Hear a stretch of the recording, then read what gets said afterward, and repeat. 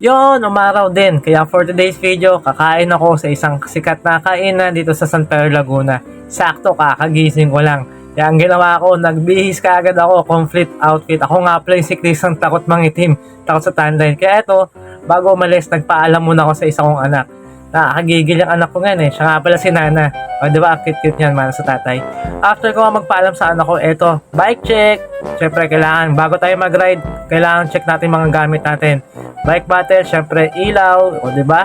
Paabutin tayo ng gabi eh. Kahit sa San Pedro Laguna lang tayo pupunta.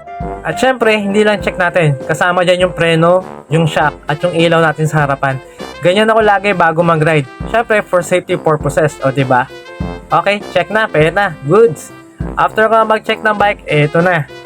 Lalarga na ako, pupunta na ako sa kainan. Sakto, mainit ang panahon, eto daga. At nakarating na ako dito sa Tito Jane Lutong Bahay. Titignan ko kung talagang totoo yung chismis na dinadayo itong kainan na to. Kaya hindi na ako nagpaligoy-ligoy pa. Pumili kaagad ako ng ulam.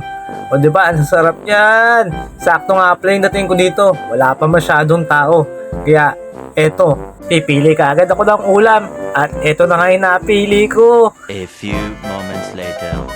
Diba, tara, kain na. Crispy kar nga pala yung ulam ko dyan. Syempre, kumpleto yan dapat. Kailangan may soft drinks na malamig. At eto na nga, dito natin malalaman kung bakit dinadayo itong Tita Jane Lutong Bahay. Kaya eto na, susubukan ko na kung gaano kasarap ang luto nila dito. Siya pala, hindi ako sanay nang may nanonood sa akin habang kumakain. Kaya, ang gagawin ko, see you later!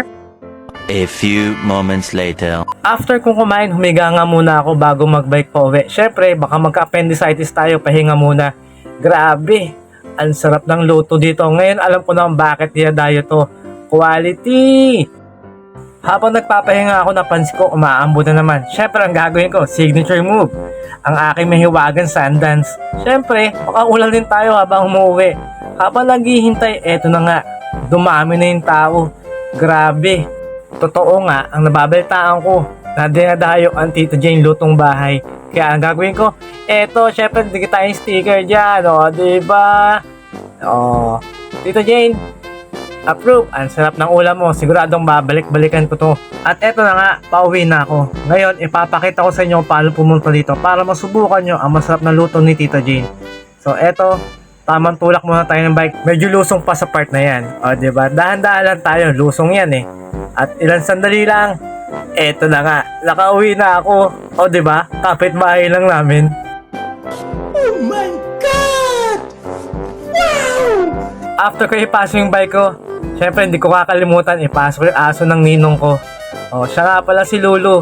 Tapos na siya magpupo, kaya pwede siyang ipasok sa garahe. Siya yung nagbabantay ng bike ko eh. O, thank you nga pala si Lulu. So, eto muna for today's video. Huwag niyong kalimutan na mag-subscribe sa ating YouTube at follow na rin sa Facebook page ko.